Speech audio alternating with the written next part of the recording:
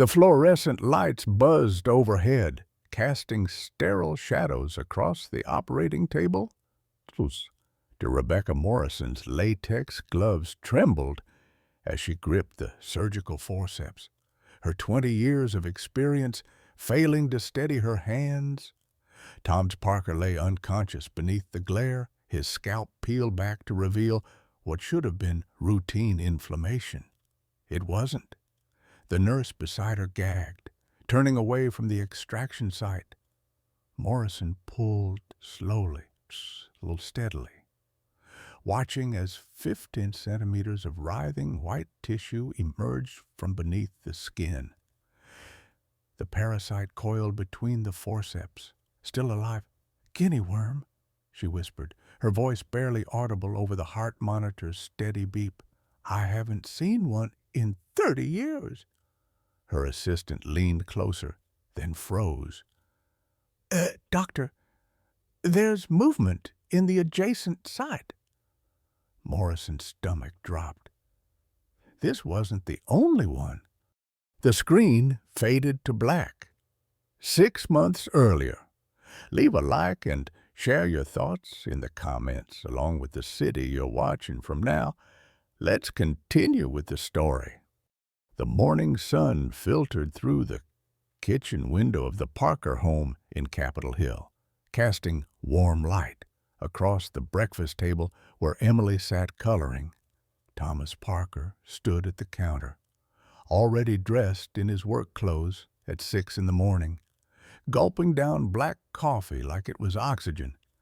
Sarah watched her husband from the doorway, her fingers unconsciously touching the small floral notebook in her cardigan pocket.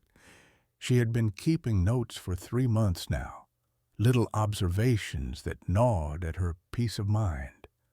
The way Thomas worked 70 hours a week, the way he flinched when she asked about his day, the way he had stopped really looking at her when they talked. Thomas was 35, a software engineer at one of Seattle's prominent tech companies, pulling in a comfortable salary that kept them stable but never quite ahead.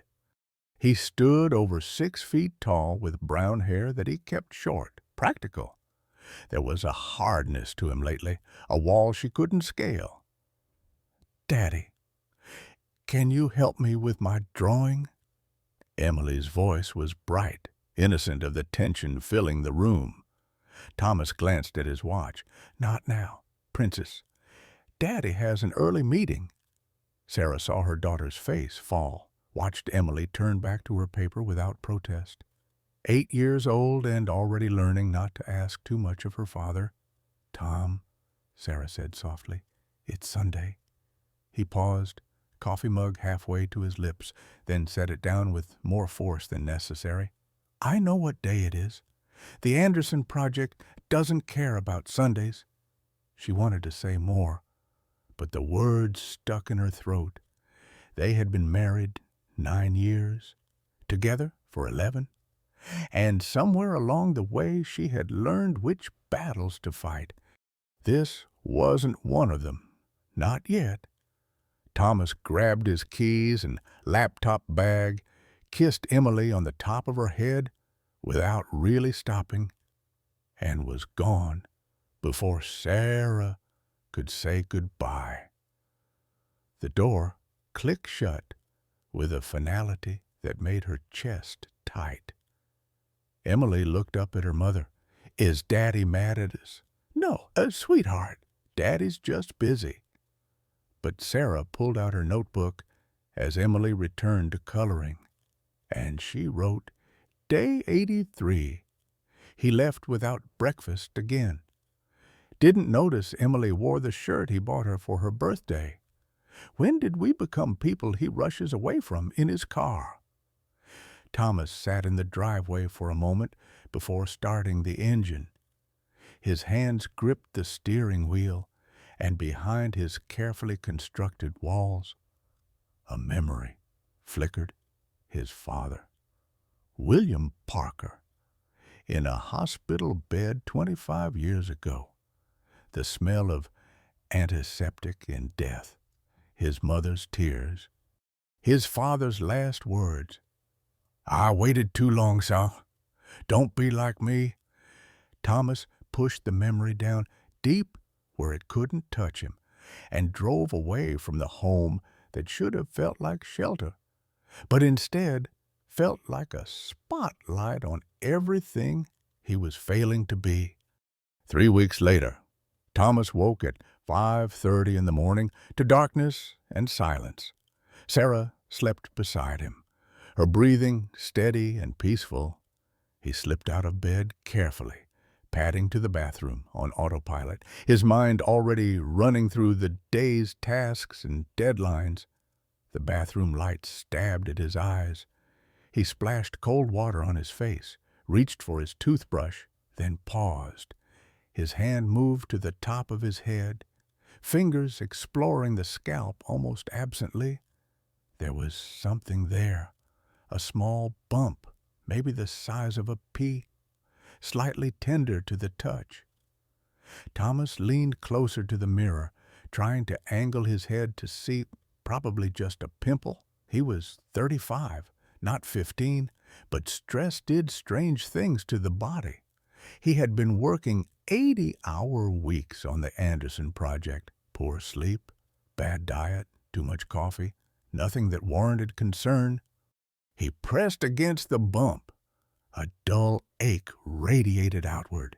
He pulled his hand away and continued his morning routine, dismissing the discovery as thoroughly as he dismissed most inconveniences in his life.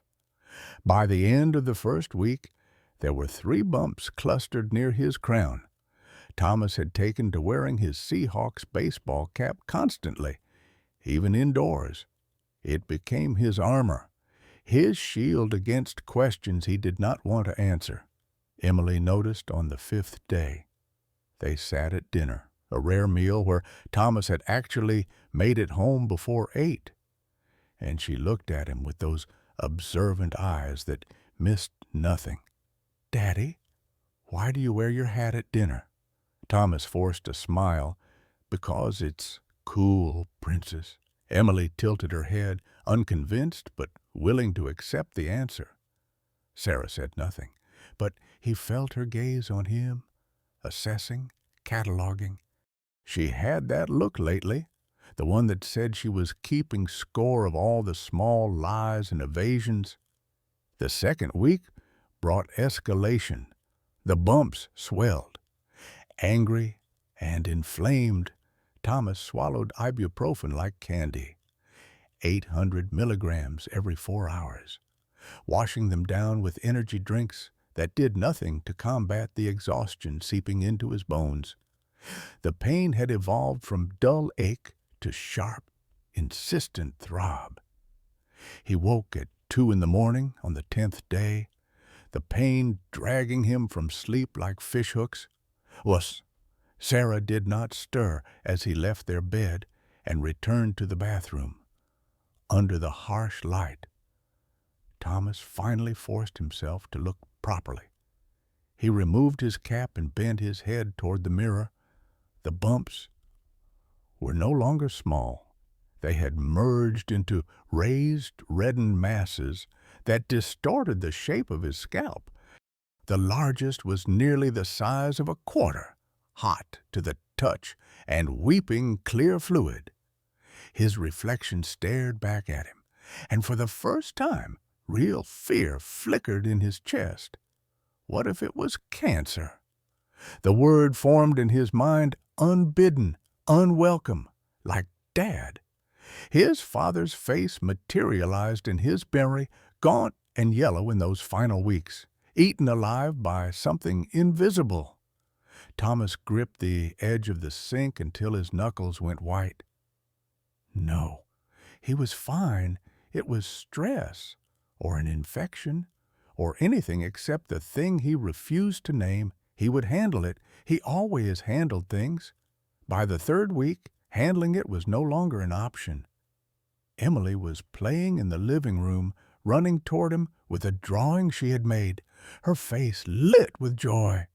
Thomas knelt to see it, and she threw her small arms around his neck in an exuberant hug. Her hand landed directly on the largest mass on his scalp. Thomas shouted in pain. Jerking away violently, Emily stumbled backward, her drawing fluttering to the floor. Her eyes went wide with shock, then filled with tears. "I'm sorry, Daddy, I'm sorry." Sarah rushed in from the kitchen, taking in the scene instantly, Emily crying. Thomas hunched over with his hand pressed to his head, his face twisted in agony.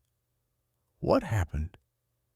Sarah knelt beside their daughter, gathering her into her arms, while keeping her eyes locked on Thomas.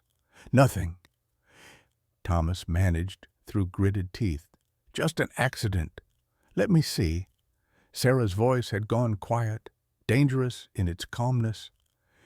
"It's nothing. Sarah, let me see what's under that hat." Thomas. "I said it's nothing." The words came out harsher than he intended, sharp enough to make Emily flinch in her mother's arms. The silence that followed was suffocating. Sarah stood slowly, lifting Emily with her. She looked at Thomas like she was seeing a stranger, someone she no longer recognized. "Fine," she said softly. "Keep your secrets. But don't yell at your daughter for caring about you." She carried Emily from the room, leaving Thomas alone with his pain and his pride, both of which were becoming impossible to bear. The argument happened late at night. After Emily had finally cried herself to sleep, Sarah found Thomas in the kitchen, standing at the sink with his back to her, still wearing that damned baseball cap. She had been carrying her anger for hours, letting it simmer and solidify into something cold and immovable. On the counter lay an empty bottle of prescription-strength ibuprofen. Sarah picked it up, shaking it so the hollow rattle filled the silence between them. "When did you get this filled?" Her voice was steady, controlled. Thomas did not turn around. "Last week? It was full last week, Tom. 800-milligram tablets, 90 count." She set the bottle down hard enough to make him flinch. "Where are they?" "I've been having headaches." "Headaches?" Sarah laughed, a bitter sound without humor. "You've been having headaches, so you consumed 90 pills in 7 days, and you think I'm stupid enough to believe that's normal. I don't want to do this tonight, Sarah." "I don't care what you want." The words came out sharper than she intended. Years of swallowed frustration finally breaking through. "You're going to see a doctor tomorrow. I'll make the appointment myself." "I don't have time." Thomas finally turned to face her, and even in the dim kitchen light, she could see the exhaustion etched into every line of his face. "The Anderson project deadline is next week. If we don't deliver, the entire team could be restructured." "Then let them restructure."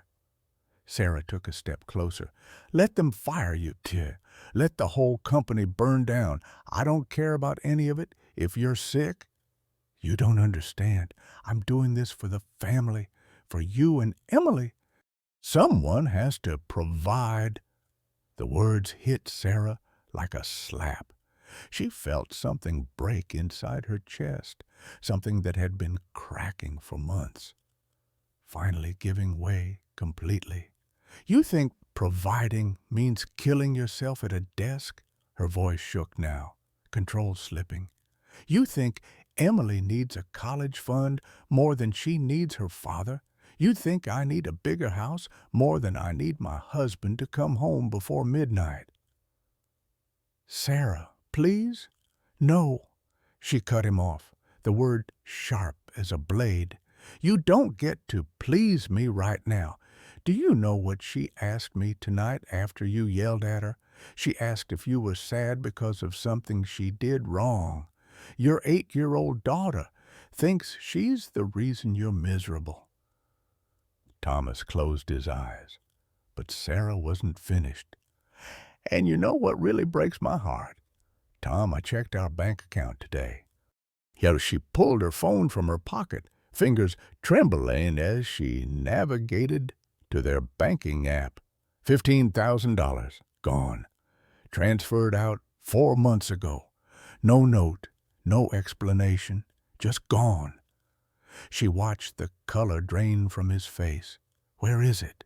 Thomas, well, what did you do with $15,000 of our savings without telling me it was for Mark?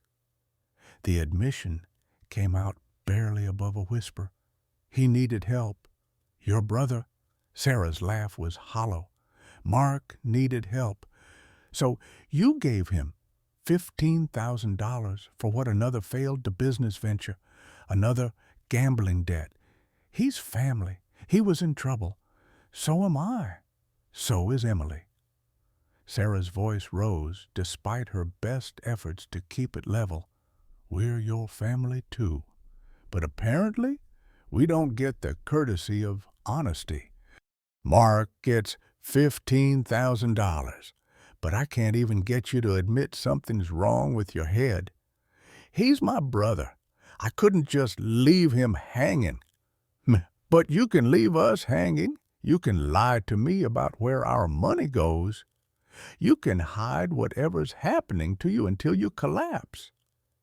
Sarah felt tears burning behind her eyes and hated herself for it. What else are you keeping from me? Thomas said nothing, which was answer enough. For 3 days, they moved through the house like ghosts, communicating only through terse text messages about Emily's schedule and household necessities. Thomas slept in his office. Sarah lay awake in their bed, staring at the ceiling and wondering when her marriage had become a minefield where every step risked detonation. Emily felt the change like animals sense earthquakes before they strike. She stopped chattering at breakfast. She stopped showing them her drawings. She moved through the house quietly, trying to make herself small and unobtrusive, as if her absence of presence might somehow repair what was broken between her parents. At school, her teacher, Mrs. Henderson, noticed the shift immediately. Emily, usually bright and engaged, sat at her desk with shoulders hunched, her artwork reduced to dark scribbles instead of her usual vibrant creations. Mrs. Henderson called Sarah on the 3rd day of silence. I'm concerned about Emily. She seems withdrawn, anxious. Is everything all right at home? Sarah sat in her car in the school parking lot after picking up Emily, watching her daughter buckle her seatbelt with mechanical precision. She saw the careful blankness on that small face, the way Emily had learned to hide her feelings to avoid adding to the tension. In that moment, Sarah understood with crystalline clarity that this could not continue. Whatever was happening with Thomas, whatever secrets he carried and pride he clung to, they were poisoning everyone in their orbit. That night, after putting Emily to bed with extra hugs and reassurances that meant nothing because action spoke louder than comfort, Sarah packed a small suitcase. She set it by the front door where Thomas would see it when he emerged from his office cave. Then she knocked on his door. She did not wait for permission before opening it.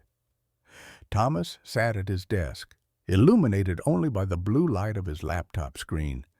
He looked up, and she saw him register the suitcase in the hallway behind her. I'm taking Emily to my mother's house tomorrow, Sarah said. No preamble, no softening. We'll stay there until you decide what matters more, your pride or your family. Sarah, you can't just take her away from me. Watch me. She met his eyes, and he must have seen something there that convinced him she meant every word. I can't make you care about yourself, Tom, but I can protect our daughter from watching you destroy yourself while pretending everything's fine. She shouldn't have to learn that love means suffering in silence. Don't take her from me." Thomas stood, and she saw his hands were shaking. "Please? Then let me help you. Go see a doctor. Tomorrow. Let someone look at whatever you're hiding under that hat. Stop lying to me about money and Mark and whatever else you think you're protecting me from." Her voice cracked. "I'm your wife. I signed up for better or worse. But I can't fight for someone who won't admit there's a battle." In the silence that followed, Sarah could hear her own heartbeat, could hear Thomas breathing, like each breath cost him something precious. Finally, he nodded, just once, barely perceptible, but it was enough. "Tomorrow," she said, 9 o'clock, Seattle Medical Center. I already made the appointment. I'll drive you." She left before he could change his mind, closing the door behind her and leaning against it in the hallway. The suitcase remained by the door, packed and ready, a promise and a threat in equal measure. Thomas did not sleep that night. He sat in his office long after Sarah left. The glow of his laptop screen forgotten, staring instead at his reflection in the darkened window. Somewhere around 3 in the morning, he stood and walked down the hall to Emily's room. She slept, curled on her side, one hand tucked under her cheek, her breath soft and even. Thomas eased himself down onto the edge of her bed, careful not to wake her. In the dim glow of her nightlight, he could see the drawing taped to her wall. A family portrait in crayon, Mom, Dad, and Emily holding hands under a bright yellow sun. When had she stopped bringing him her drawings? The question sat heavy in his chest, and with it came the memories he had been pushing down for 25 years. His father's hospital room smelling of antiseptic and something sweet and rotting underneath. William Parker, once a man who filled doorways, reduced to a collection of angles and hollows beneath white sheets. Thomas had been 10 years old, small for his age, terrified in the way children are when the foundations of their world crack open. His mother, Margaret, sat beside the bed, holding his father's hand. She had not left that chair in 3 days. "I waited too long, son." His father's voice had been tissue paper thin. "Don't be like me. Don't let pride kill you." Thomas had not understood then. He was 10. He understood that his father was dying, understood the words cancer and stage 4 and nothing more we can do. But he had not understood that his father's death was a choice as much as a fate. Years later, at 15, standing at his father's grave with rain soaking through his suit jacket, Thomas had made himself a promise. He would never be weak, never dependent, never a burden. He would be strong enough to protect everyone he loved from ever feeling what he felt in that moment. But sitting in his daughter's room at 3 in the morning, watching her sleep with the innocence he was slowly destroying, Thomas wondered if he had confused strength with silence, protection with isolation. Another memory surfaced, this one more recent but no less sharp. 10 years ago, on one knee in Gas Works Park, with the Seattle skyline glittering behind him, holding open a ring box with hands that shook from nerves and hope. Sarah had been crying before he even finished the question. "Yes," she kept saying. "Yes, yes, yes. I promise," he had told her, pulling her close. "I'll always protect you, always take care of you. You'll never have to worry about anything and she had laughed through her tears and said, "I don't need a hero, Tom. I just need you." But he had not listened. He had spent 10 years trying to be invincible, and all he had done was make himself invisible to the people who mattered most. Thomas looked down at Emily, and his throat tightened. She stirred slightly, made a small sound, then settled back into sleep. He wanted to wake her, to apologize for shouting, for the distance, for all the ways he had failed her by trying so hard not to fail. But that would be selfish. She needed rest more than she needed his guilty confessions. He stood, kissed her forehead gently, and returned to his office, where dawn was beginning to gray the edges of the sky. At 8:30, Sarah appeared in his doorway. She wore jeans and a sweater, her hair pulled back, her face carefully neutral. "Are you ready?" Thomas removed his baseball cap for the first time in weeks. Even in the dim office light, Sarah's sharp intake of breath was audible. The masses on his scalp had grown grotesque, inflamed and weeping, distorting the shape of his head. "Oh, Tom." Her hand flew to her mouth. "Why didn't you show me?"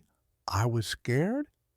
The admission cost him everything and nothing at once. "I'm sad."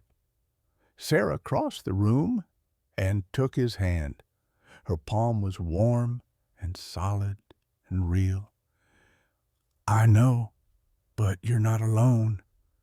They drove to Seattle Medical Center in silence, but it was a different silence than the past 3 days. Sarah kept one hand on his knee while she drove. Thomas watched the city wake up around them, coffee shops opening, joggers on the sidewalks, the ordinary machinery of life continuing despite the fact that his own felt like it was grinding to a halt. His phone buzzed. A text from Emily, sent from Sarah's phone before they left. "Be brave, Daddy. Love you 3,000. The number was from that movie she loved, the one with the superheroes. She had watched it 17 times. Thomas felt something crack in his chest, felt tears burn behind his eyes that he did not bother to hide. "She's terrified," Sarah said softly, reading his mind. "But she's trying to be strong for you, just like you've been trying to be strong for us. Maybe it's time we all stopped trying to be strong alone." The medical center parking garage was half empty at this hour. Sarah parked on the 3rd level, and they sat for a moment in the sudden quiet after she killed the engine. "What if it's cancer?" Thomas heard himself ask, the question he had been avoiding for weeks, finally spoken aloud. "What if I'm just like him?" "Then we'll deal with it," Sarah said firmly. "Together." But Tom not knowing is worse than any diagnosis. Not knowing is what's killing us. They walked through the automatic doors into the antiseptic brightness of the waiting room. Sarah checked them in while Thomas filled out forms with hands that refused to stay steady. Insurance information, medical history, emergency contacts. The waiting room was painted in calming blues and greens, filled with elderly patients and young mothers with sick children. A television in the corner played morning news on mute. Thomas could not focus on any of it. His entire world had narrowed to the clock on the wall and the receptionist's desk, waiting for his name to be called. Sarah sat beside him, not speaking, just present. She had pulled out her small floral notebook, the one she thought he did not know about. He watched her write something, her handwriting small and precise. "What are you writing?" he asked. She showed him the page, day 21. Thomas agreed to get help. "I'm terrified of what they'll find." but I'm more terrified of losing him without fighting. Below that, she had written a list. Things Thomas won't tell me. It went on for 2 pages. Little observations. Times he had winced and pretended not to. Nights she had woken to find his side of the bed empty. The way he had started saying goodbye to Emily, like every goodbye might be the last one. You noticed all of that. I am your wife. I notice everything. She closed the notebook and took his hand again. I just couldn't make you let me in. Before Thomas could respond, his phone buzzed again. His mother. He almost ignored it. But Sarah nodded toward the phone. Answer it. She should know you're here. Margaret Parker's voice was cautious when he answered. Thomas, is everything all right? You never called this early. I'm at the doctor. Mom, Sarah made me come. He paused, struggled with the words, then pushed them out. There's something wrong. I don't know what yet, but I'm scared, and I wanted you to know. The silence on the other end stretched so long, he thought the call had dropped. Then his mother's voice came back, thick with emotion. I'm getting in the car right now. I'll be there in an hour. Another pause. Tommy, I'm proud of you for going. Your father never did. The call ended. Thomas sat holding his phone, staring at the black screen. Sarah squeezed his hand. She's been waiting 25 years for you to not be like him, Sarah said quietly. We all have. Thomas Parker. A nurse stood in the doorway leading to the examination rooms, holding a clipboard. We're ready for you. Thomas stood on legs that felt uncertain. Sarah stood with him, sir, but he shook his head. No, I need to do this part. But will you be here when I come back? I'm not going anywhere. She reached up and touched his face gently. Not anymore. Not unless you make me. He kissed her forehead, brief and chaste and full of everything he could not say. Then followed the nurse through the door into the fluorescent-lit corridor beyond. The examination room was small and cold. Thomas sat on the paper-covered table, the crinkling sound unnaturally loud in the silence. His reflection stared back at him from the mounted mirror. He looked old, he thought, older than 35, worn down by his own stubbornness. The door opened. Rebecca Morrison entered with a warm smile and kind eyes that had seen too much suffering to be shocked by anything. She was 45, graying at the temples, with the calm competence of someone who had spent decades talking people through their worst days. Good morning. Thomas, I'm Dr. Morrison. She washed her hands at the small sink, then rolled her stool closer. I understand you've been having some issues with your scalp. How long has this been going on? 3 weeks, maybe 4. Thomas realized he had lost track of time somewhere in the spiral of denial and pain. It started with one small bump. I thought it was just a pimple. And now...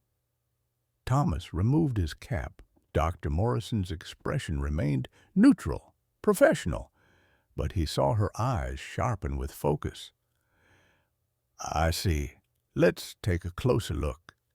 She examined him methodically, asking questions about pain levels, about any recent travel, about his general health. Thomas answered as honestly as he could, but when she asked about travel, he hesitated. Have you been outside the country recently? Any international trips in the past year?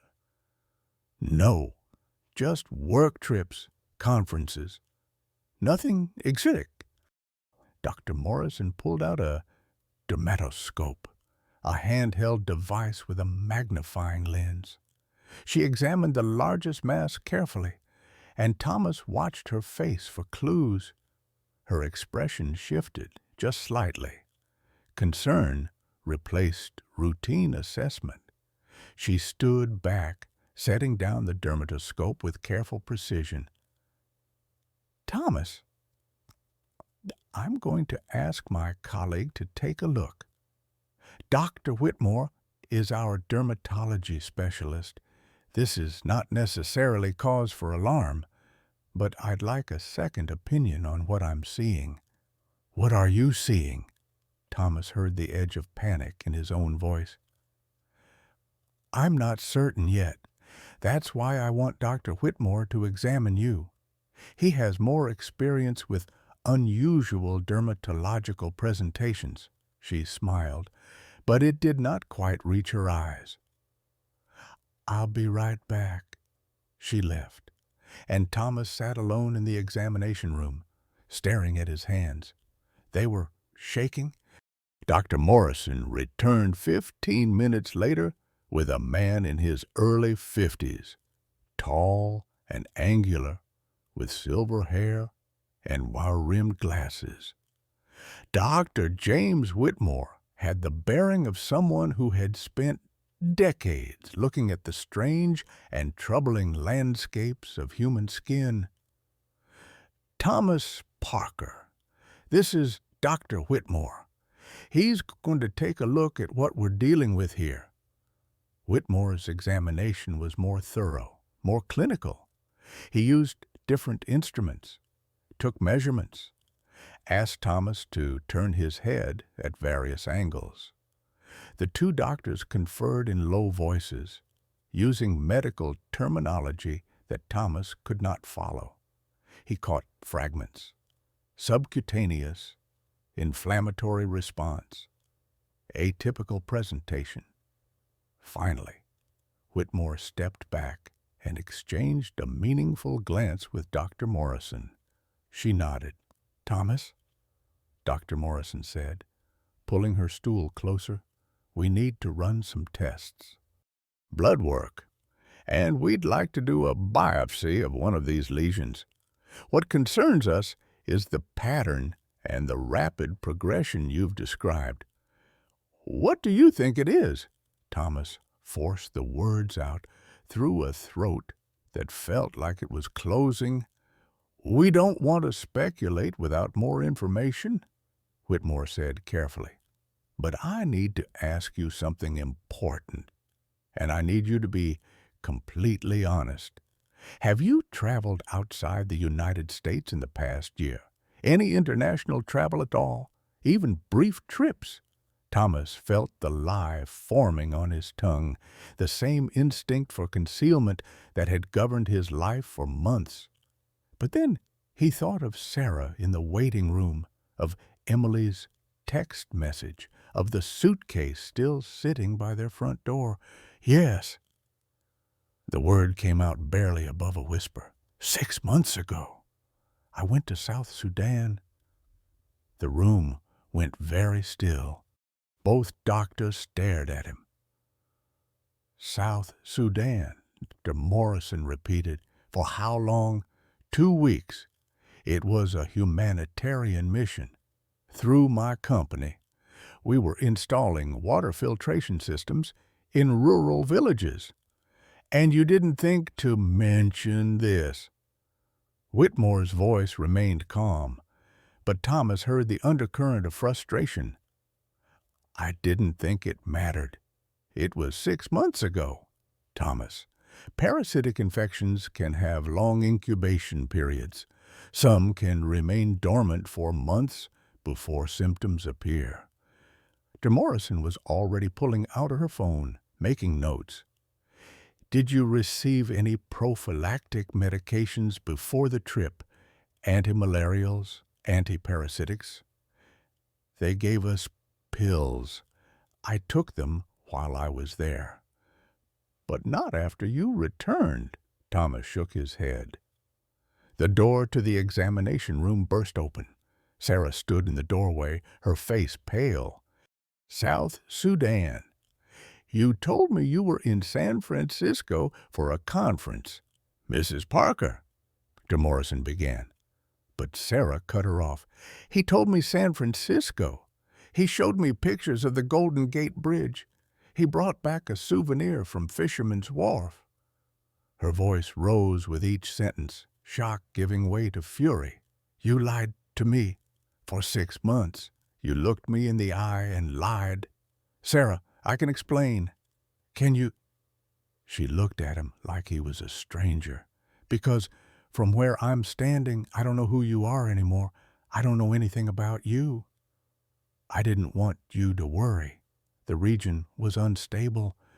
There were travel warnings. I knew if I told you where I was really going, you'd ask me not to go.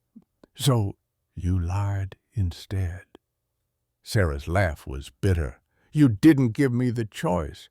You just decided I couldn't handle the truth and lied to my face. What else have you been lying about? Oh, what else don't I know?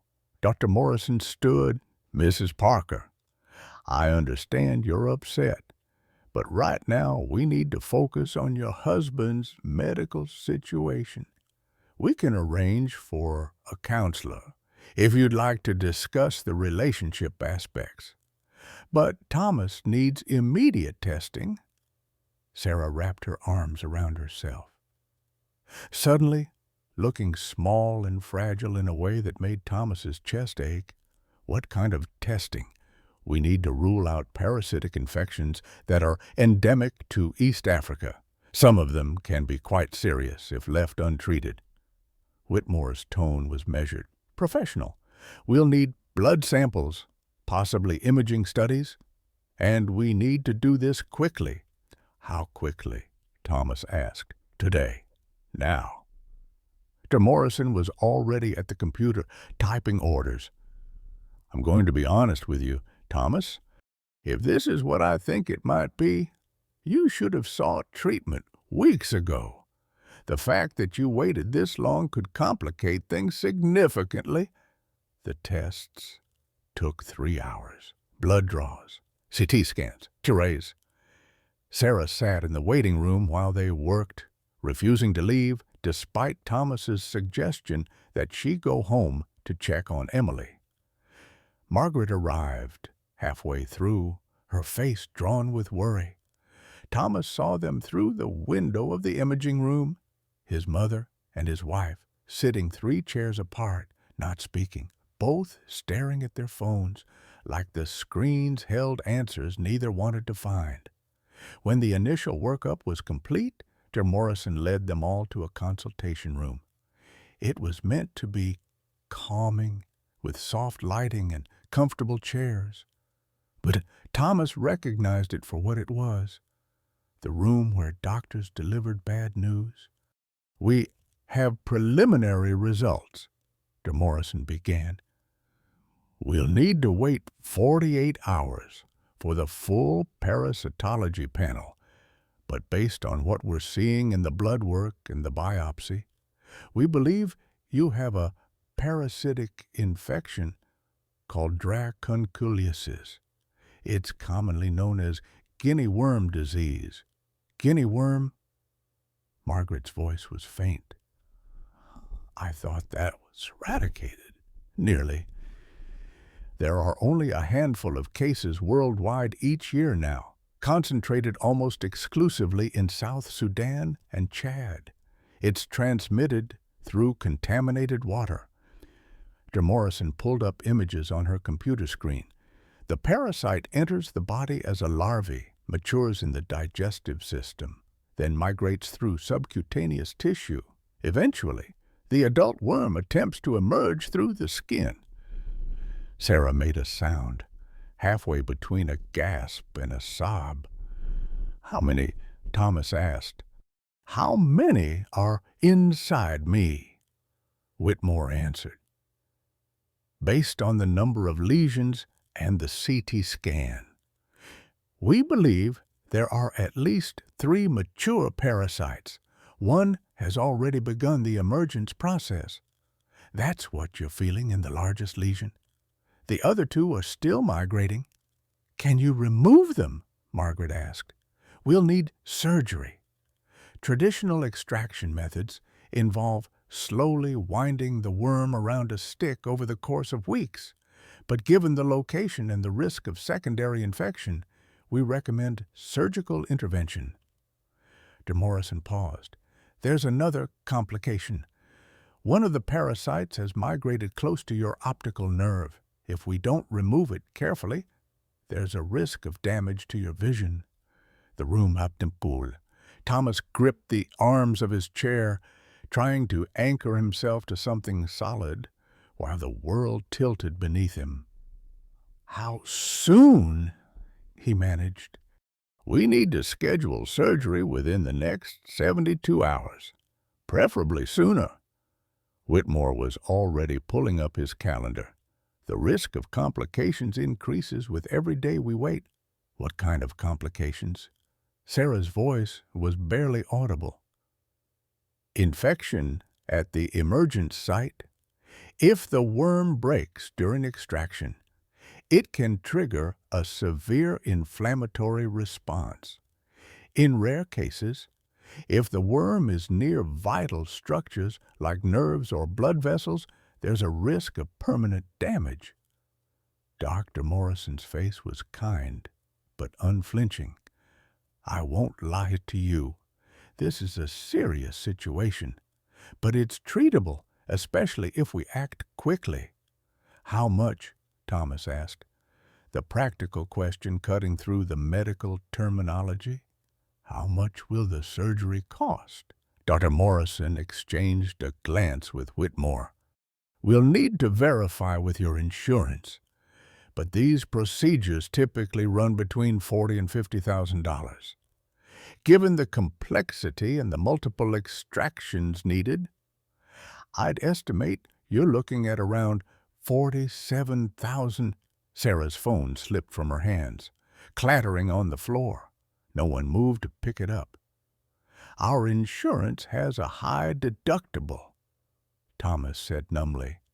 $15,000, and we only have $8,000 in savings, because the rest he had given to Mark for gambling debts, or so he had thought. $15,000 that could have saved his life. Handed over without question to his brother, while he lied to his wife about where the money went. Margaret stood abruptly. I'll cover it. Mom, no, that's your retirement money. I don't care. Her voice shook, but her eyes were fierce.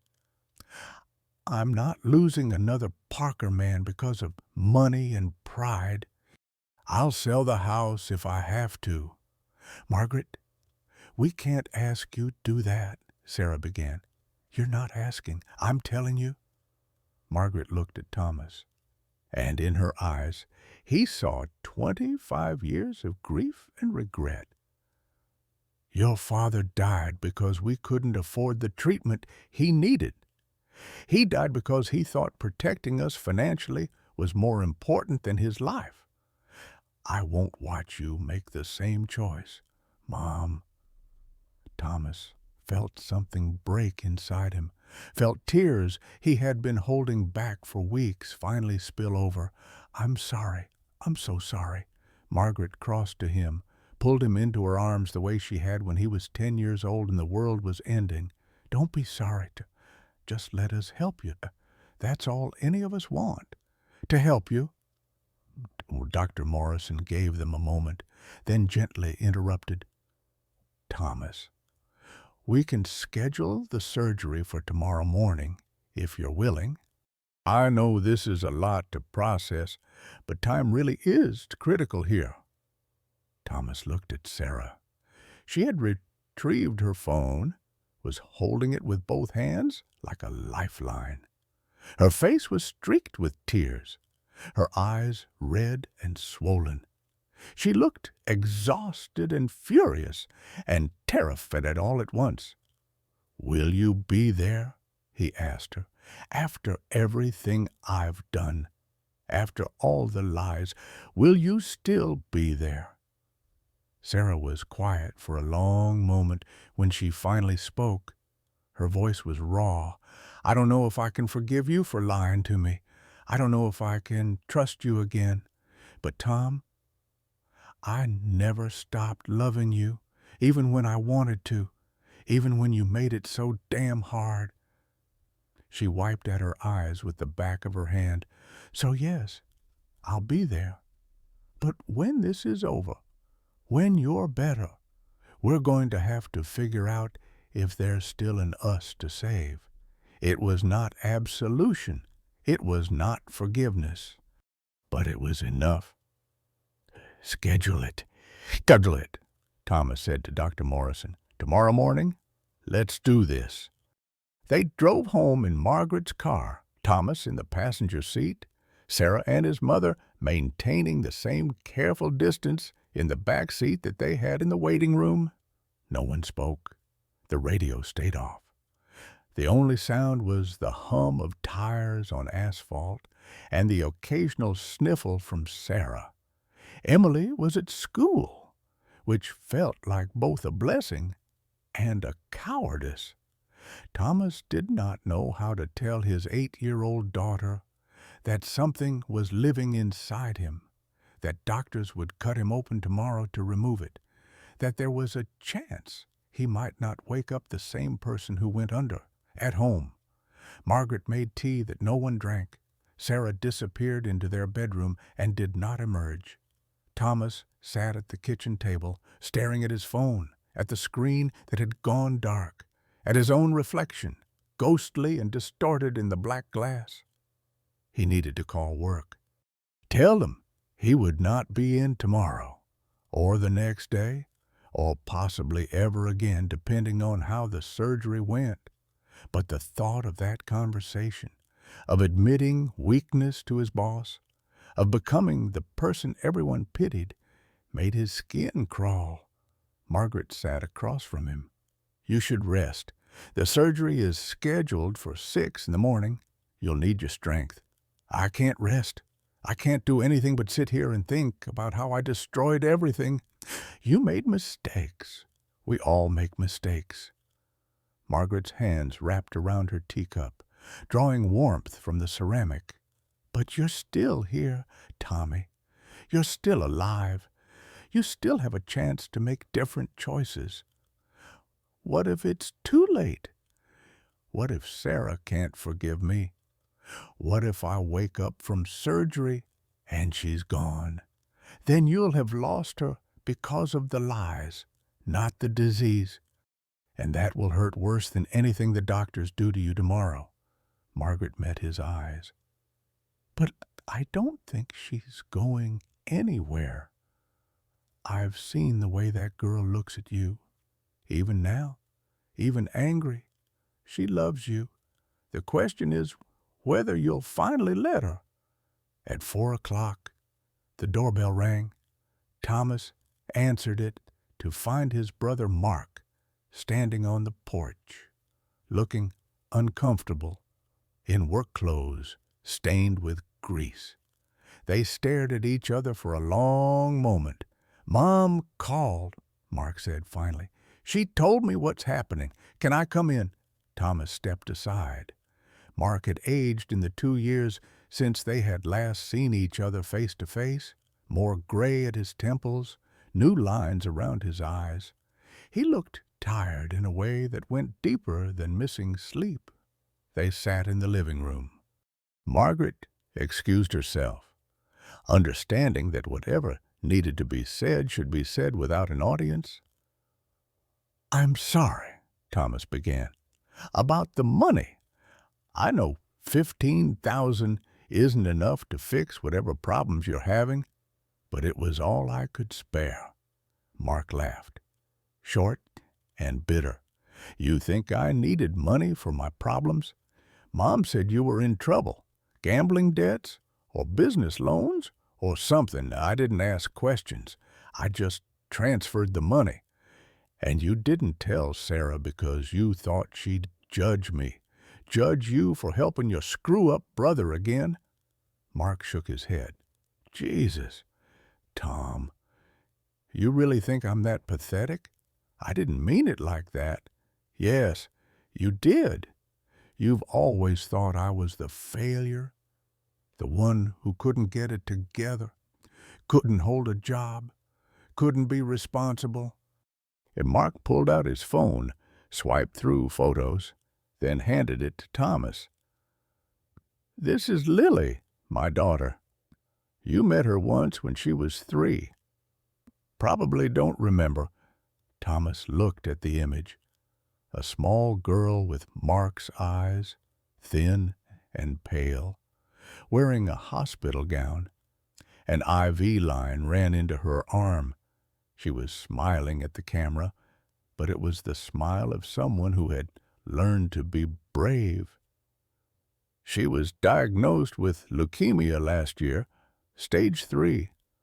Her mother and I are divorced, and my insurance maxed out after the first round of chemo. Mark took the phone back, stared at his daughter's face.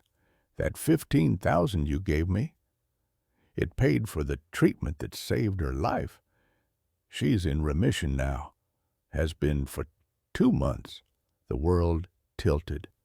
Thomas gripped the arm of the couch, trying to find something solid, while everything he thought he knew rearranged itself into a different shape entirely. You never said anything, never asked for help.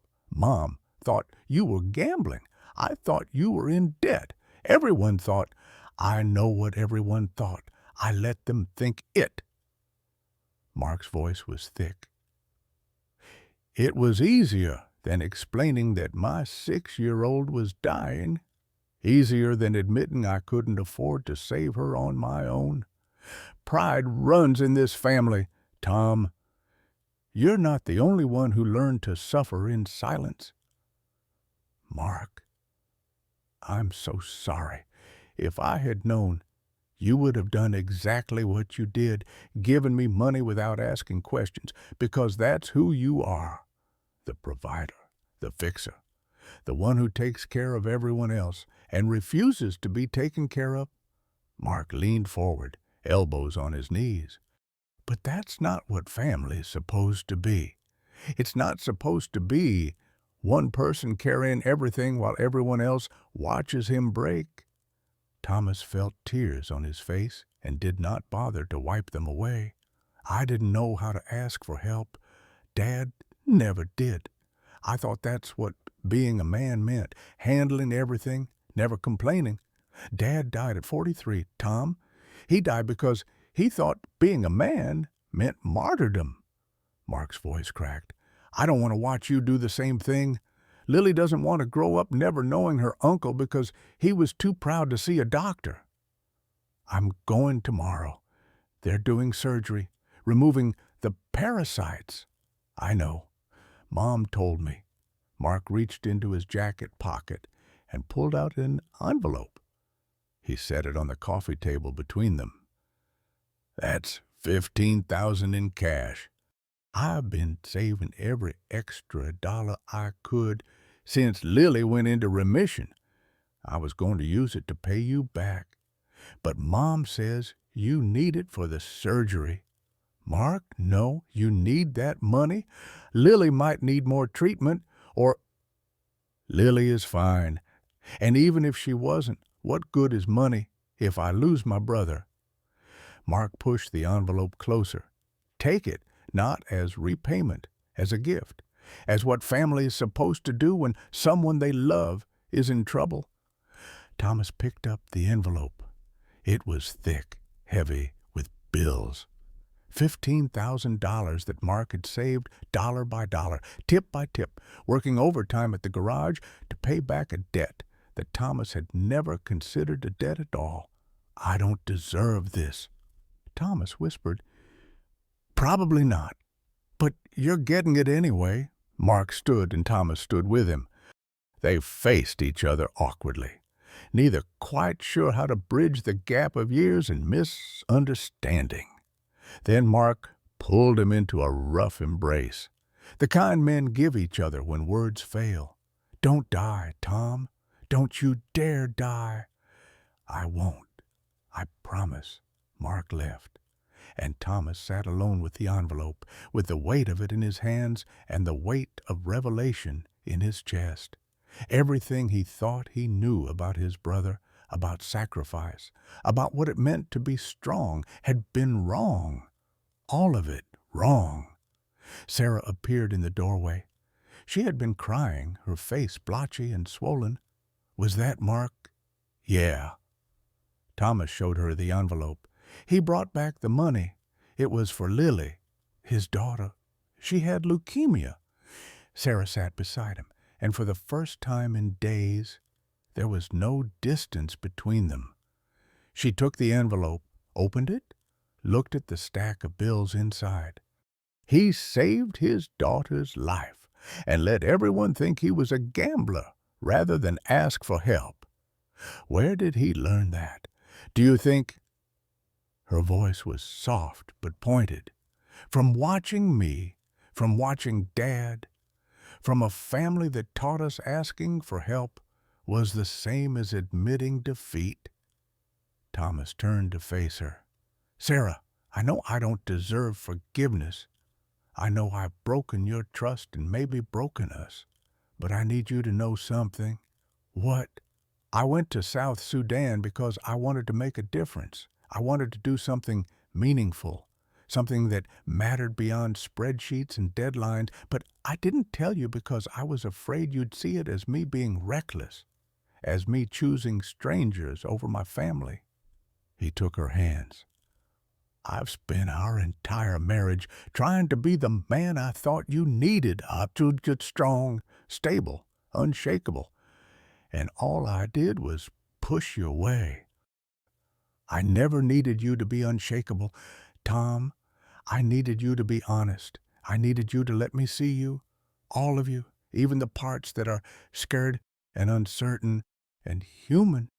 Sarah's tears started again. I married you because I loved who you were, not some perfect version you thought you had to perform. And I've spent 9 years watching you disappear behind walls you built to protect me from nothing. I'm sorry for all of it, for the lies, for the distance, for making you feel like you weren't enough, when the truth is, I never felt like I was enough for you. They sat in the growing darkness, holding hands, not speaking, outside. They could hear children playing in the street, the sounds of normal life continuing despite the fact that theirs had fractured into something unrecognizable. Margaret appeared to tell them Emily's school was calling. The bus would drop her off in 30 minutes, and they needed to decide what to tell her. How to explain that Daddy had to go to the hospital tomorrow, that there were things inside him that did not belong, that everything was about to change in ways none of them could predict. Thomas called Emily's teacher, asked if Emily could stay after school for the homework club just for today. They needed time to figure out how to have this conversation without terrifying their daughter more than necessary. The teacher agreed, her voice full of careful sympathy. Word had already spread. Apparently, small mercies in a small community.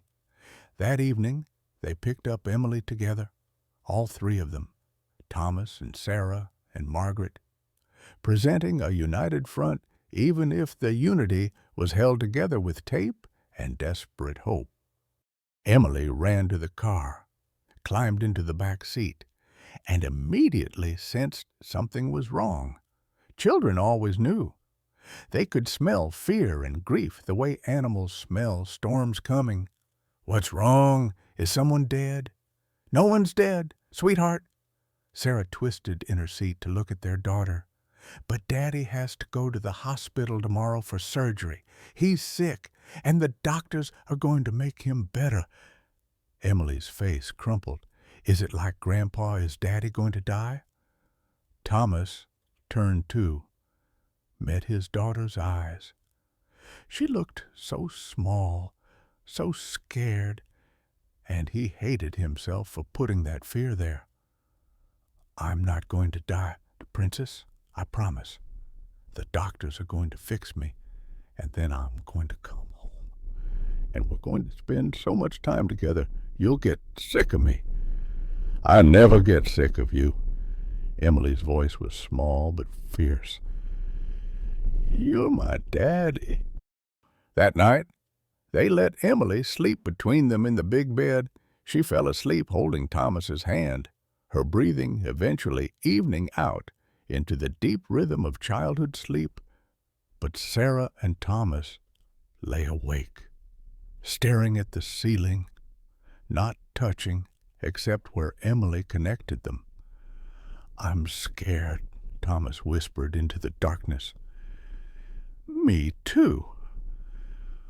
What if something goes wrong tomorrow? What if I don't wake up? What if I wake up, but I'm not the same?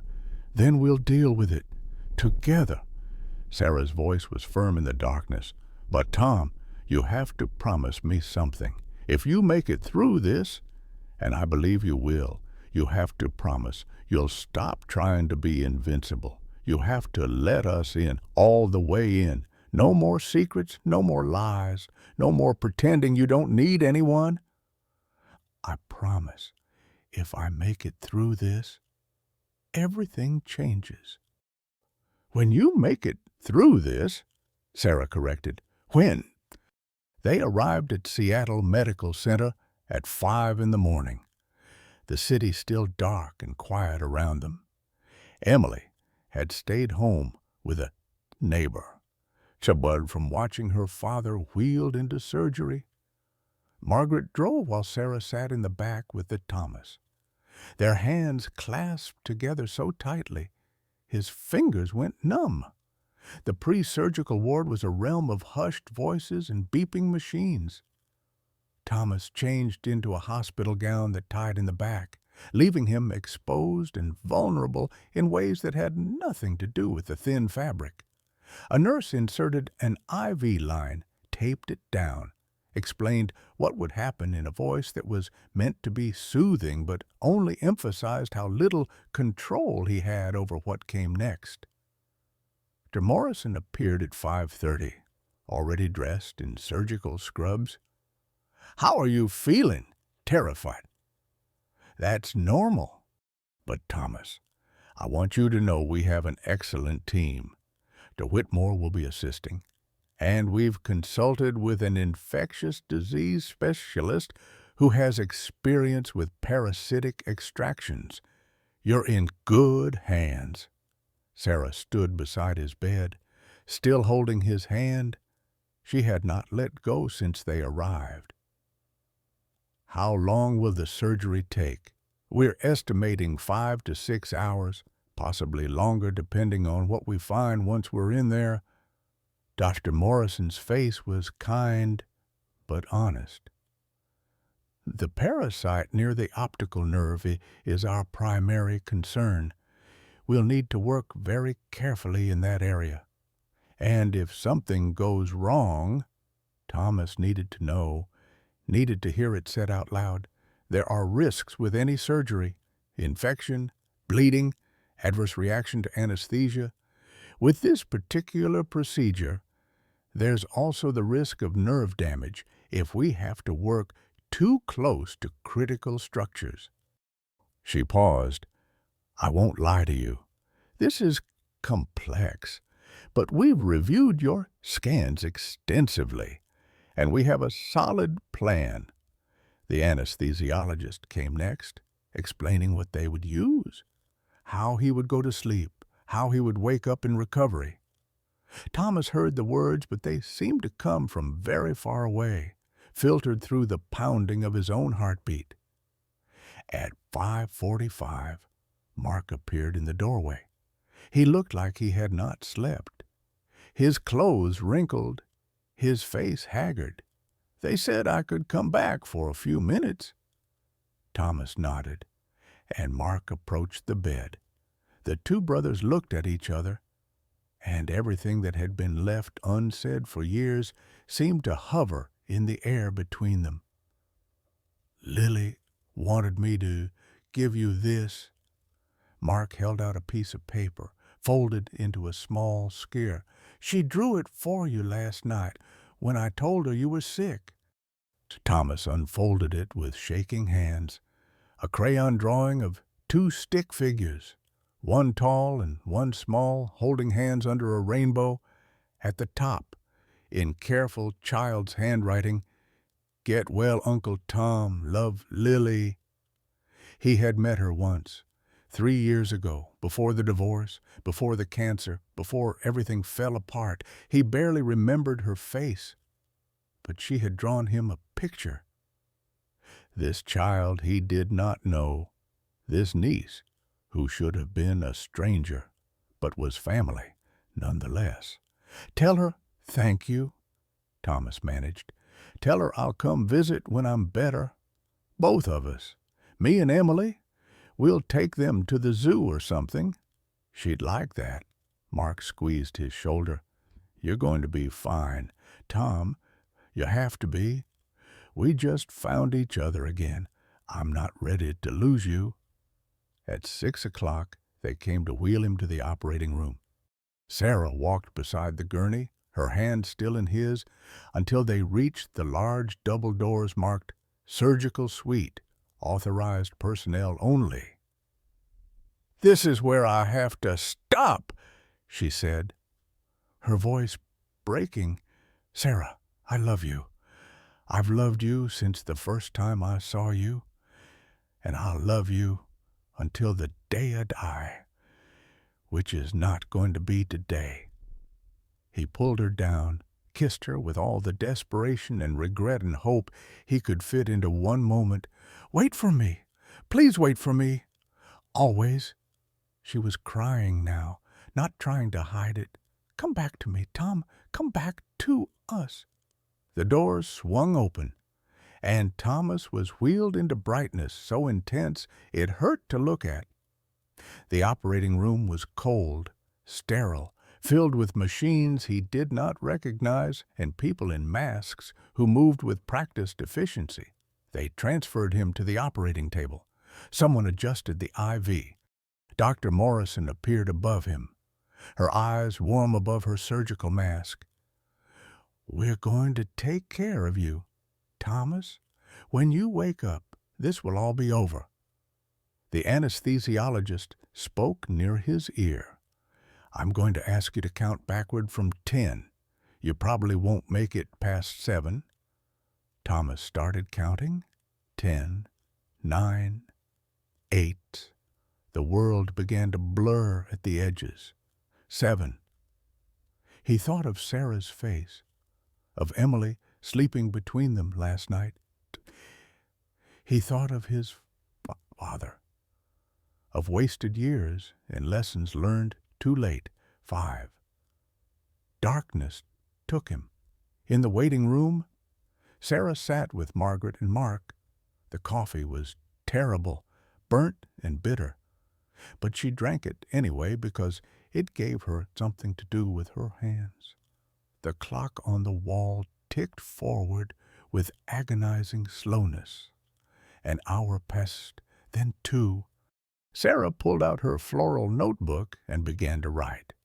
Not because she needed to remember, but because she needed to do something other than imagine everything that could go wrong in that operating room. Day 22. Thomas is in surgery. I'm sitting in a waiting room that smells like antiseptic and fear, and all I can think about is the last thing I said to him.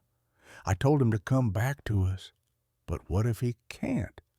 What if I wasted our last conversation being angry about lies when I should have been telling him all the reasons I fell in love with him in the first place? Margaret read over her shoulder. "You can tell him when he wakes up. What if he doesn't wake up? What if something goes wrong? Then you'll have lost him, and it will hurt more than anything you've ever felt. And you'll survive it because you have to, because Emily needs you." As Margaret's voice was steady, carved from decades of surviving the unsurvivable. "But Thomas is going to wake up. Sarah, he's stubborn, just like his father. And unlike his father, he finally asked for help. That makes all the difference. 3 hours into the surgery, a nurse came out to update them. The procedure was progressing as expected. They had successfully extracted 2 of the parasites. The third, the one near the optical nerve, was proving more difficult. "How much more difficult?" Mark asked. "Morrison wanted me to let you know they're taking extra time with this one. She doesn't want to rush and risk damage to the nerve. It's going to be longer than initially estimated. 4 hours, 5. Sarah watched the door to the surgical wing, willing it to open, willing someone to come out and tell them it was over. He was fine. Everything would be okay. Emily called twice. The neighbor had explained what was happening in terms an 8-year-old could understand. But Emily needed to hear her mother's voice, needed reassurance that Sarah could not honestly give. "Is Daddy out of surgery yet?" "Not yet, baby. But the doctors are taking good care of him. I drew him a picture. It's a rainbow with our whole family under it. Me and you and Daddy and Grandma and Uncle Mark and Lily." Sarah's throat closed. "That's beautiful. Sweetheart, Daddy's gonna love it. Tell him to hurry up and get better. I miss him." "I will. I love you. Love you too, Mommy."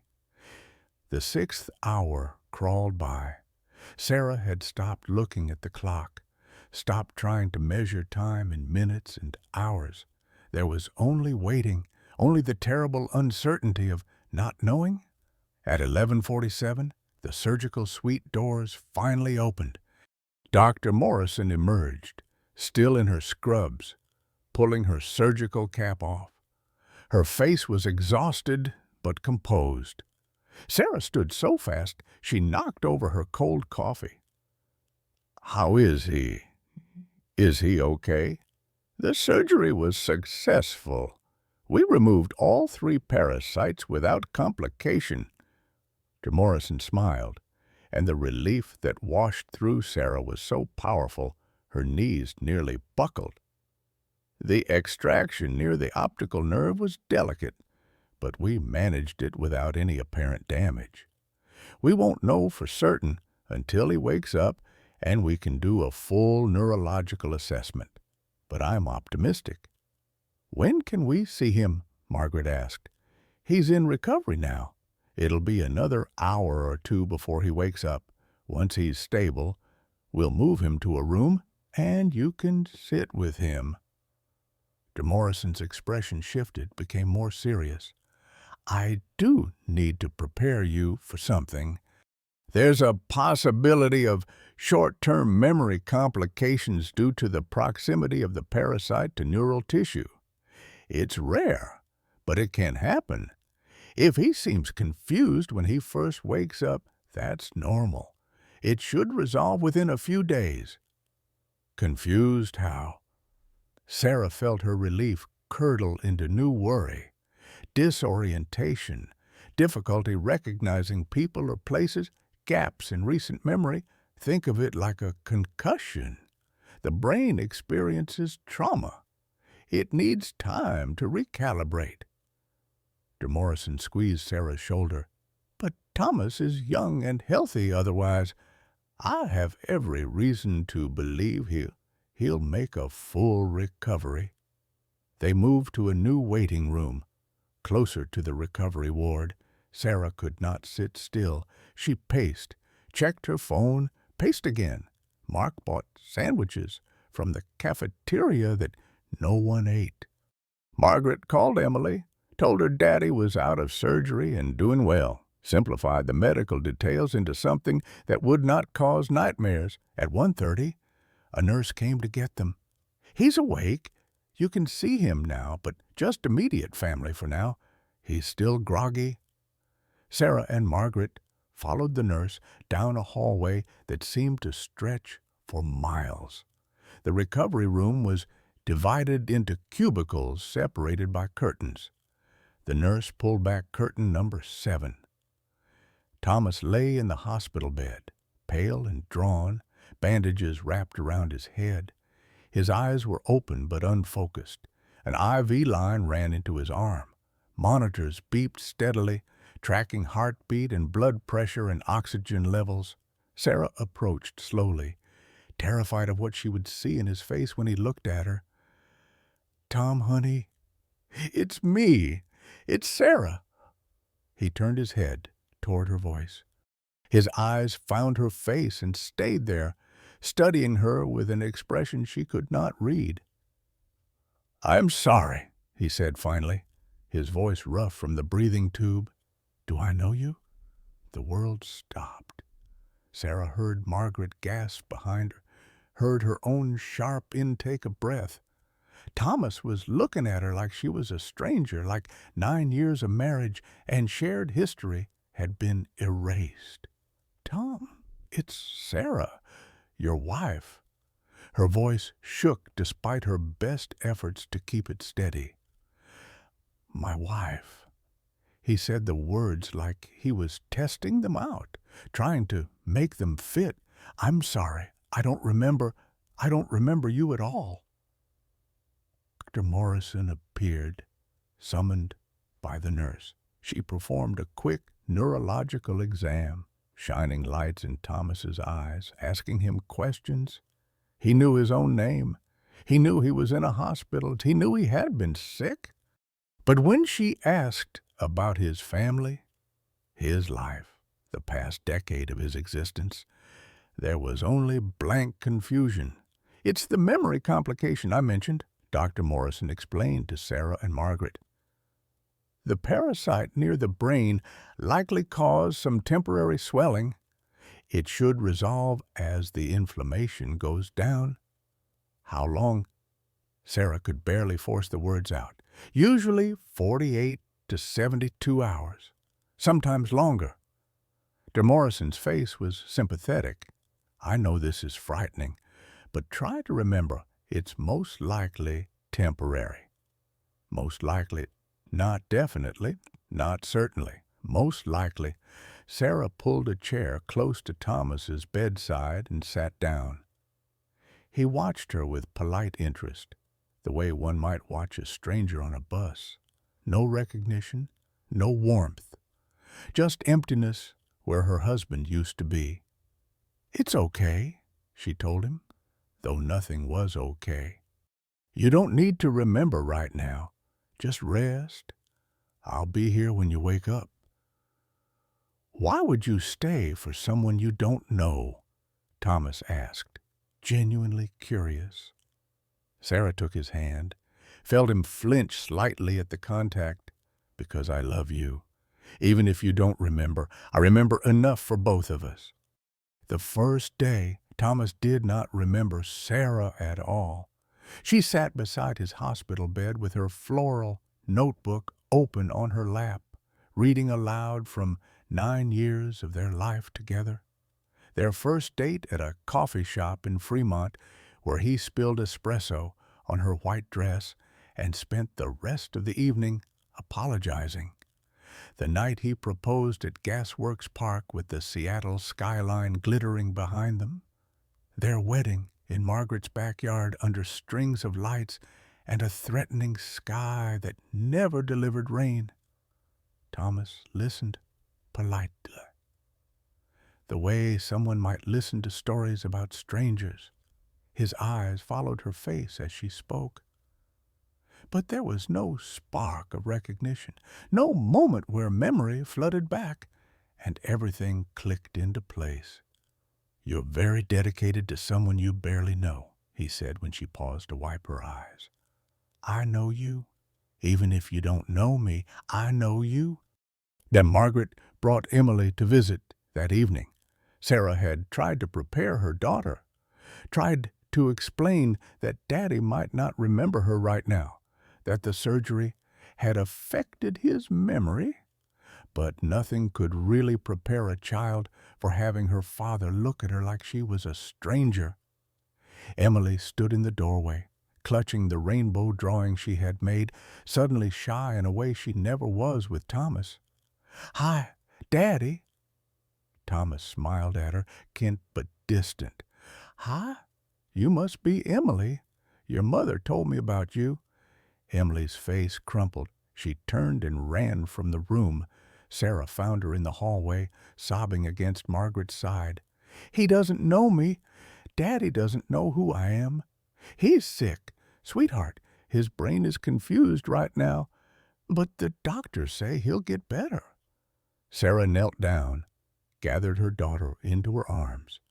"And until he does, we have to help him remember. Can you do that? Can you help Daddy remember?" Emily nodded against her mother's shoulder, hiccuping through tears. "How?" "Tell him stories. Show him pictures. Be patient. He's still your daddy. Even if he doesn't remember being your daddy yet." They went back into the room together. Emily climbed into the chair beside Thomas's bed and showed him her drawing. She explained each figure, pointing with careful precision. "This is you, and this is Mommy, and this is me, and this is Grandma, and this is Uncle Mark, and my cousin Lily, who I've only met once, but Mommy says we'll visit when you're better." Thomas studied the drawing with genuine interest. "You're a good artist. You always tell me that.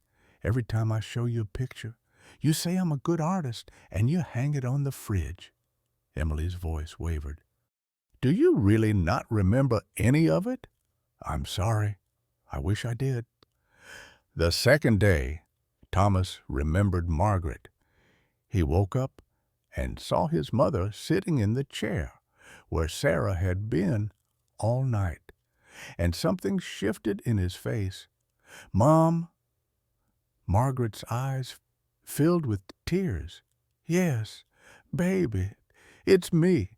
Where am I? What happened?" He looked around the hospital room with confusion that was different from the day before.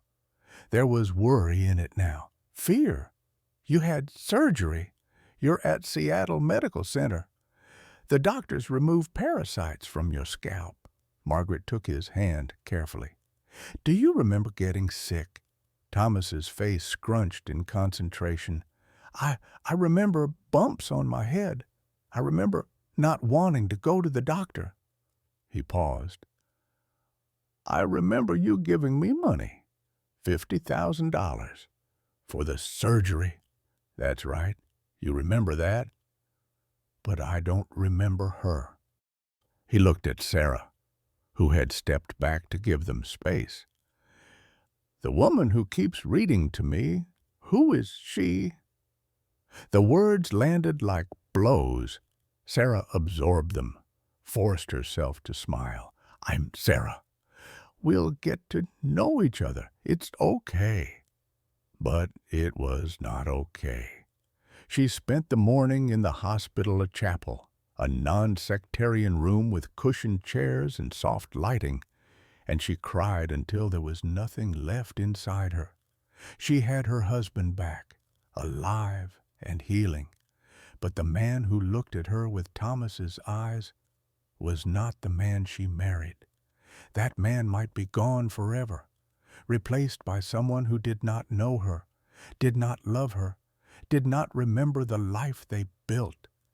That afternoon, Emily visited again. She brought a photo album, pictures from her entire life. Newborn photos, first steps, birthday parties, holidays. She sat on the edge of Thomas's bed and turned pages slowly, narrating each image. "This is when you took me to the zoo for my 4th birthday. I wanted to see the elephants, but they were sleeping. So you convinced the zookeeper to let us feed the giraffes instead. See, that's you holding me up so I could reach." Thomas studied the photo, a younger version of himself, beaming, holding a small girl in a purple dress. "I look happy." "You were happy. You said it was the best day ever 'cause I was so excited." Emily turned the page. "And this is Christmas 2 years ago.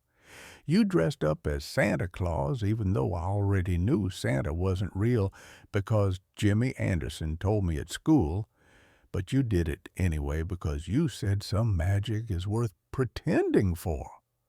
I said that. You say lots of things like that. You're really smart, and you tell me stories, and you check under my bed for monsters, even though we both know there aren't any. Emily looked up at him with those 8-year-old eyes that had seen too much too soon. You're my daddy. You have to remember. That night, alone with Sarah, after visiting hours ended, Thomas asked her to tell him about their first fight. Why the first fight? Most people want to hear about the good things. Because anyone can be charming in the good moments. I want to know who I am when things are hard. He shifted in the hospital bed, winced as the movement pulled at his stitches. Please, Sarah thought back, thumbing through memories until she found it. We'd been dating for 6 months. You got a job offer in California, really good money, big career move. You said yes without talking to me first. Just assumed I'd move with you or we'd do long distance or something. I was furious. What happened? I told you that I wasn't a piece of luggage you could pack up and take wherever suited you. That if we were going to be together, really together, you needed to include me in decisions that affected both of us. Sarah smiled despite herself. You said I was right. You turned down the job, stayed in Seattle. 3 months later, you proposed, and when I asked why, you said it was because I was the first person who ever told you that you didn't have to do everything alone. Thomas was quiet for a long time. Did I learn that lesson? Or did I keep trying to do everything alone? You forgot it somewhere along the way.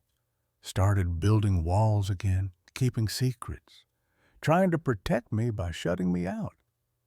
She met his eyes. That's why you're here. Because you hid being sick until it nearly killed you. Why would I do that? Because your father died when you were 10. Because you learned that men are supposed to be strong and silent and self-sufficient because pride runs in your family like blood. Sarah reached out, hesitated, then took his hand. But you were learning. In the end, you finally let us help you. That's why you're still alive. The third morning, Thomas woke up and looked at Sarah standing by the window. The early light caught her hair, made it glow copper and puffed. Something flickered in his face, some ghost of recognition. I know your smile, he said suddenly. I don't remember why, but I know what it looks like when you're really happy. Not polite happy, not pretend happy, really happy. Your whole face changes. It was not much. It was everything. What else do you know? I know I should remember you. Every time you leave the room, I feel like I've lost something important, even though I can't name what it is. He touched his chest over his heart. It hurts here, like grief, but I don't know what I'm grieving for. You're grieving for us, for the life you can't remember, but some part of you knows you had. Sarah moved to his bedside. Can I show you something? She pulled out her phone, opened her photos, found the one she wanted, their wedding day. The two of them on the dance floor, mid-spin, both laughing, caught in a moment of pure joy. Thomas stared at the image for a long time. Tell me about this day. It was supposed to rain, but it didn't. Your mother's entire backyard filled with people we loved. You cried during your vows, which surprised everyone because they all thought you were too stoic for tears. We danced to an old song your father loved because your mother said he would have wanted that. Sarah's voice caught. You told me that marrying me was the first time you felt like you didn't have to pretend to be someone you weren't. Did I keep that promise? Did I stop pretending? For a while. Then you forgot how, started building walls again, started hiding parts of yourself you thought were too weak or too needy or too human. She wiped her eyes. But in the end, you remembered. You let me in. You let us all in. That's the man I married, Tom. That's the man I want back. By the afternoon of the third day, Morrison confirmed that the swelling in Thomas's brain was reducing. The memory loss should begin to reverse soon, possibly quite suddenly. Sarah held on to those words like a lifeline. Emily came after school with more drawings, more stories, more patient determination to make her father remember. She sang him the lullaby he used to sing to her at bedtime. She told him about the time he taught her to ride a bike and ran beside her for 2 hours until his legs gave out, but she finally could balance on her own. "You never gave up on me," Emily said, "so I'm not giving up on you." Mark visited in the evening, bringing news that the CDC had contacted him. They were investigating the humanitarian organization that sent Thomas to South Sudan. Apparently, there had been other cases. Other people made sick by contaminated water in villages where the organization operated. A lawsuit was building. "They want to know if you'll be a witness," Mark said. "Tell your story. Help hold them accountable." Thomas looked confused. "Why would I do that?" "Because what happened to you wasn't your fault. They sent you into a danger zone without proper protection, without adequate warnings. They need to be held responsible so it doesn't happen to anyone else." "Will you help me understand all of this when my memory comes back?" Thomas asked. "All the pieces I'm missing, that's what family does." Mark said simply. The fourth morning. Thomas woke before dawn. Sarah was asleep in the chair beside his bed, her head at an awkward angle, her hand still resting near his on the blanket. He watched her in the gray light, studied the curve of her cheek, the way her hair fell across her face. And suddenly, like a dam breaking, memory flooded back. The coffee shop, the proposal, the wedding, Emily being born, impossibly small and red-faced and perfect. 9 years of ordinary moments and extraordinary love. The fights, the reconciliations, the slow drift apart, the terrible fear of losing her. He remembered lying to her about South Sudan, remembered the bumps on his head, the pain, the pride that almost killed him. Remembered her sitting in that waiting room, choosing to stay even when she had every reason to leave. Thomas reached out slowly and touched her hair, soft under his fingers. The movement woke her. She blinked up at him, still half asleep. "Hi," he said, and his voice broke on the word. "Shra, I'm sorry for everything, for all of it." She sat up straight, suddenly alert. "Do you remember everything?" "I remember everything." Tears streamed down his face. "I remember you, God. I remember you. And I'm so sorry for making you sit here while I looked at you like a stranger. I'm sorry for—" Sarah kissed him, cutting off his apology. When she pulled back, she was crying too. "You came back. That's all that matters. You came back to me." They held each other in the hospital bed, careful of IVs and bandages, while the sun rose over Seattle and painted the room in shades of gold. 3 months later, Thomas stood in his mother's backyard under the same strings of lights where he and Sarah had been married. The scar on his scalp was healing. covered now by hair that was growing back in patches.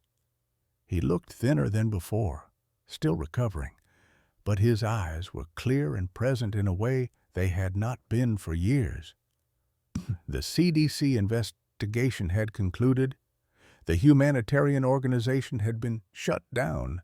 40 people made sick by contaminated water, all because someone cut corners on safety protocols to save money. The lawsuit had been settled. $4.2 million divided among the victims. Thomas's share was $450,000, enough to replace what they had spent on the surgery, enough to set up college funds for Emily and Lily, enough to help Mark buy a house, enough to do 1,000 practical things. Instead, Thomas had called a lawyer and set up a foundation, the Second Chance Foundation. Its mission was simple: educate men about preventive health care, provide resources for those who could not afford treatment, create support systems for families dealing with medical crises brought on by denial and pride. Don't let pride write your ending. Their tagline read, "Ask for help before it's too late." The backyard was filled with people: Sarah's family, Margaret's friends, Mark and Lily, colleagues from work who had rallied around Thomas during his recovery. Emily ran between the groups, distributing pamphlets about the foundation with serious importance. Dr. Morrison was there too, invited as a friend rather than a doctor. She found Thomas by the drink table and smiled. "How are you feeling?" "Like I died and got a second chance at life." He meant it literally. "Thank you for saving me, for not giving up even when I was too stupid to save myself. That's my job." "But Thomas, what you're doing with the foundation, using your experience to help others, that's something special. I'm proud of you." Sarah appeared at his side, slipped her hand into his. The gesture was automatic now, reflexive, neither of them comfortable being apart for long. The memory loss had been temporary, but it had left its mark. They held tighter now, spoke more honestly, refused to take ordinary moments for granted. "Speech time," Sarah murmured. "Are you ready?" Thomas was not sure he would ever be ready to stand in front of people and admit how close he had come to destroying everything that mattered. But he stood anyway, moved to the small platform Mark had built, and waited for the conversations to quiet. "Thank you all for coming," he began. 3 months ago, I almost died, not because of parasites or disease or bad luck, but because I was too proud to ask for help, because I thought being strong meant suffering alone, because I learned from my father, who learned from his father, that men don't complain, don't admit weakness, don't need anyone. He found Margaret in the crowd. She was crying already, had been crying on and off for 3 months, making up for decades of stored tears. My father died because he chose pride over treatment. He died believing that providing money was more important than being present. And I spent 25 years trying not to be like him, but in all the wrong ways. I built walls. I kept secrets. I pushed away everyone who tried to love me because I was terrified of being a burden. Emily sat in the front row, holding Lily's hand. Both girls watched him with identical expressions of fierce attention. When I woke up after surgery and couldn't remember my wife, couldn't remember my daughter, it felt like the universe was punishing me, making me lose what I'd taken for granted. But Sarah stayed anyway.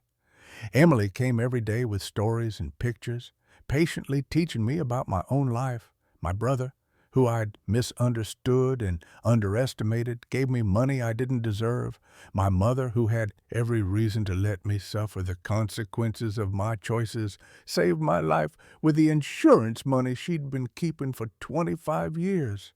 His voice broke. He did not try to hide it. I don't deserve any of them, but I'm going to spend the rest of my life trying to be worthy of the second chance they gave me. And I'm going to use that second chance to make sure other men, other families don't have to learn this lesson the hard way. He held up one of Emily's pamphlets. The Second Chance Foundation exists because I was too proud to go to the doctor until my wife threatened to leave me. It exists because my daughter shouldn't have had to beg her father to care about his own life. It exists because 1 in 3 American men avoid routine health screenings, and 65% of preventable deaths in men occur due to late diagnosis. Sarah joined him on the platform, brought their joined hands up where everyone could see. But more than statistics, this foundation exists because asking for help isn't weakness. Because love means letting people see you at your worst. Because the strongest thing any of us can do is admit we can't do everything alone. He looked at his family, his friends, all the people who had carried him when he refused to let them in. My father used to say pride comes before a fall. He was right. I fell hard. But I learned something he never did. Sometimes you have to fall to learn how to stand together. The applause started slowly, then built. Thomas stepped down from the platform and was immediately enveloped by Emily, who wrapped her arms around his waist and held tight. I'm proud of you, Daddy. I'm proud of you, too, Princess, for not giving up on me, even when I gave up on myself.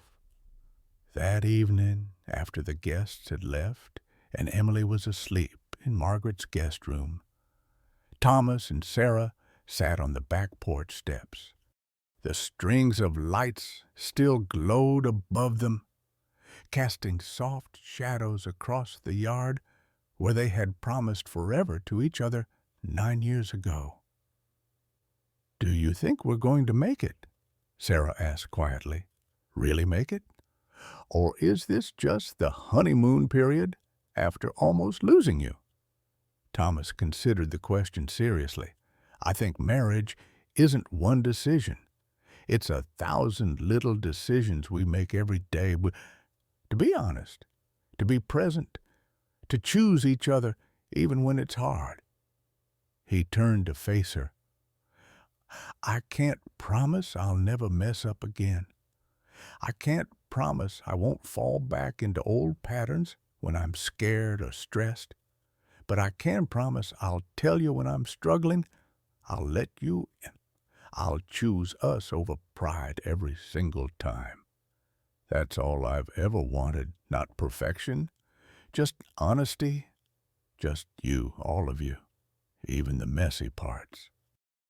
They sat in comfortable silence, listening to the night sounds of suburban Seattle. Somewhere a dog barked, a car drove past. Life continued its ordinary rhythms, beautiful in their mundanity. Sarah's phone buzzed, a message from a number she didn't recognize.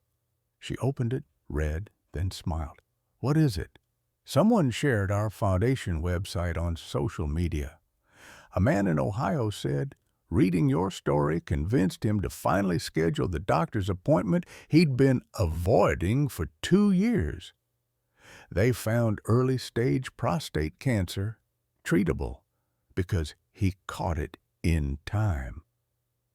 Thomas felt something shift in his chest, a weight he had not known he was carrying, finally lifting.